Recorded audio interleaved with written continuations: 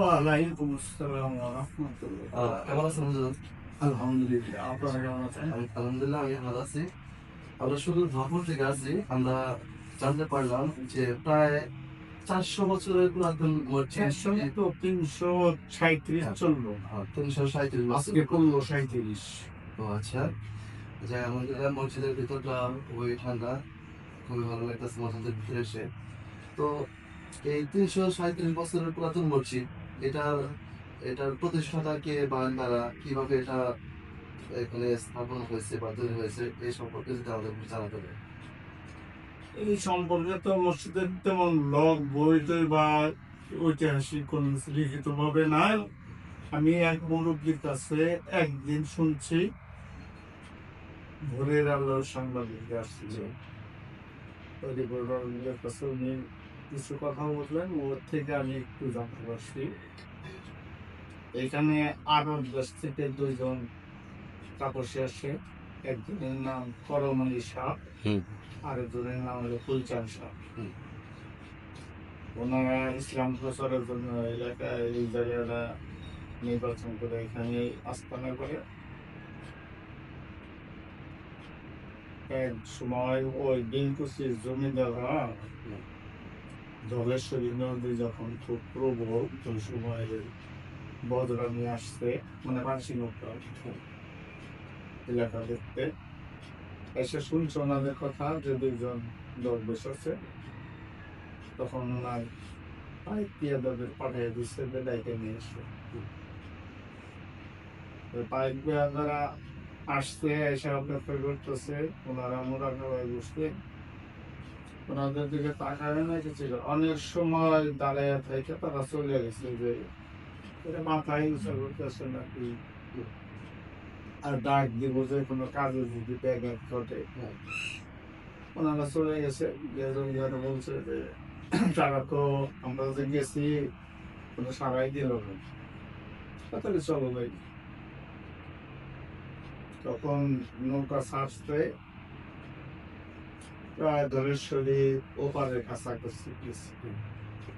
তখন ওনারা দুইজন যে বুঝতে পারছিল জমিদারের লোক পাঠাইছিল, তখন তো ব্যস্ত ছিল। তখন খাওয়ার জন্য যেহেতু দুধ রাখছিল, ওই দুধটা নিয়ে গেছে জমিদারের দিকে। দেখে যে নৌকা প্রায় ওপারের কাছাকাছি গেছে পশ্চিম নদীটা। তখন এই মসজিদ থেকে মনে করেন যে 500 মিটার পশ্চিম দিক দিয়ে জলেশ্বরী। তখন ওনারা দুইজন হাইটাই গেছে, পানির মধ্যে হাইটাই গেছে। তখন ওই পাইপ দাঁড়ানোর কাছে হুজুর যাদের কাছে পাঠাইছিলেন ওনারা দুইজন আসতেছে। জমিদারের এই হয়েছে, লজ্জিত হয়েছে যে কার কাছে আমি পাইপ পেয়ারটা পাঠাইছিলাম, আমি নিজে না জেনে আমার ভুল হয়েছে। তখন ওইখানেই থামাইছে, সেটা বলছে যে সালাম দিচ্ছে, সালাম দেওয়া আপনারা জমিদার মানুষ, আপনারা আসছিলেন, আমরা খুব ব্যস্ত ছিলাম, সারা দিতে পারিনি, কাজটা হয়ে গেছে, এখন আর কিছু মনে করেন।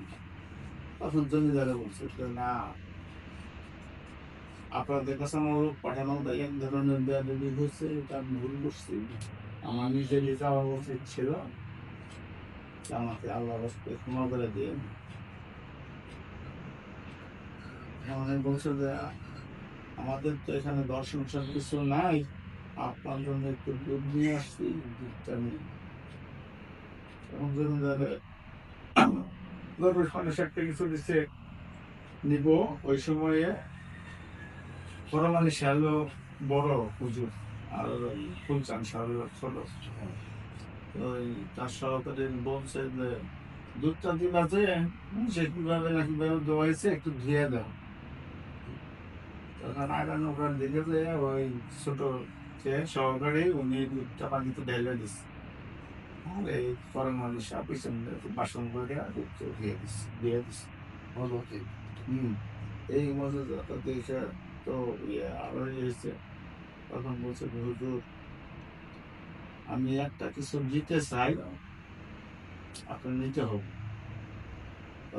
আমাদের কোনো কিছু চাওয়া হওয়ার নাই, আমাদের ঘর সংসারই নেই, আমরা আসছি কর্ম প্রচারের জন্য কাজ করে দিতেছি, কিছু দিতে হবে না। পরে তাই কিছু না নিলে পরে আমি মনে করবো আমাকে ক্ষমা করে কাছে ফলিয়ে দিলাম। তখন বলছে না পারে, এখন তো যদি দেওয়ার ইচ্ছা থাকে তাহলে মানুষের জন্য নামাজের জায়গা করে দেবে, তখন বের কিছু জন্য দেখতে মসজিদ করে দেবে।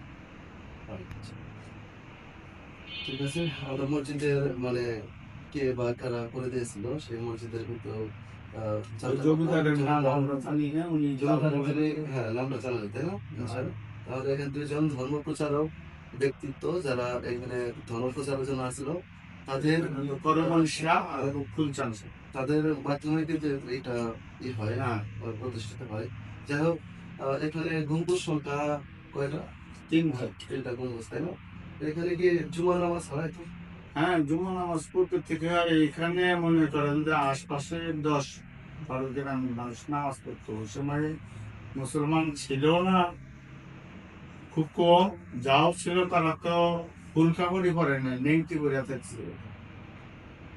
আমাদের একটু আর ওই গ্রাম থেকে গ্রাম থেকে দুজন এইভাবে এখানে জুমার নামাজ। একটু মসজিদের চারপাশে একটু আমাদেরকে যদি ঘুরে দেখাবেন। হ্যাঁ, আসুন আসুন একটু ভিতরে বাইরে আসুন।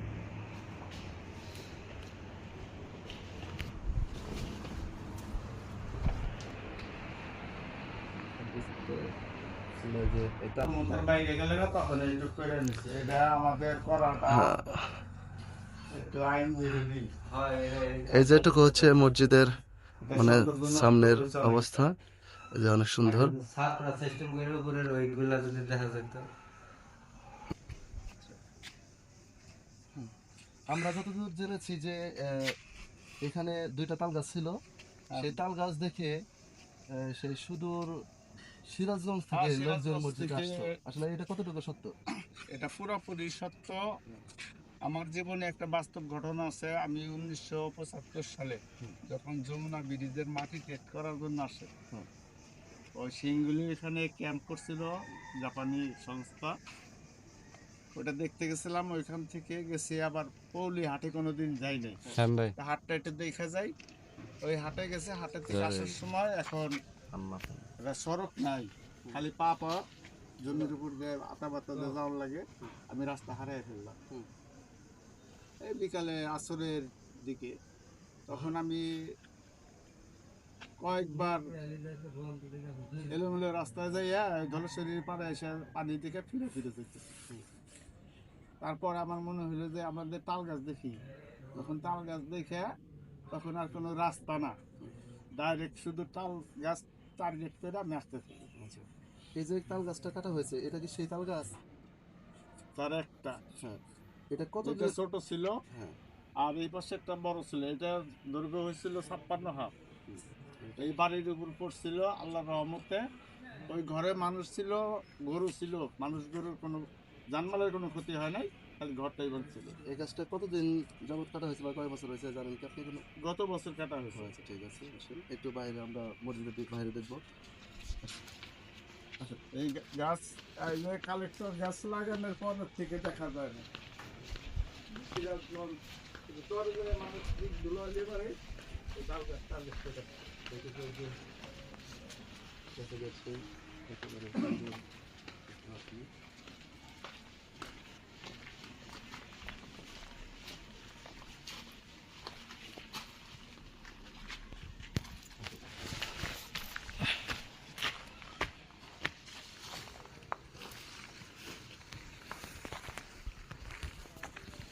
এটা হচ্ছে মসজিদের সামনের অবস্থান, খুব সুন্দর।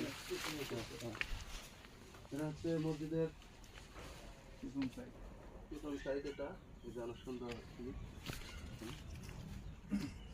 আচ্ছা যাই হোক, যে দরবেশ বা বুজুর্গ ব্যক্তি দুইজন আসছিল, তারা কি এখানে মৃত্যুবরণ করেছে নাকি হ্যাঁ, দেশে চলে গেছে? ওনাদের কবরটা মসজিদে কিছু অংশ পড়ছে আর একটু বাইরে পড়ছে। তখন তাদের কবর দেখা যাচ্ছিল না এই সাইডে।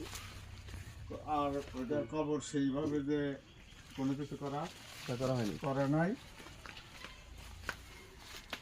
আচ্ছা, এখানে কিন্তু যে দুই বুজুর্গ ব্যক্তি যারা এখানে উপাসনা করতেন তাদের কবরটা কিন্তু এখানেই ছিল। তাদের একজনের কবর এখানে, আরেকজনের কবর ওই দিকে। হ্যাঁ, ওদিকে, আচ্ছা। ওইদিকে একটু ইট দিয়ে তারা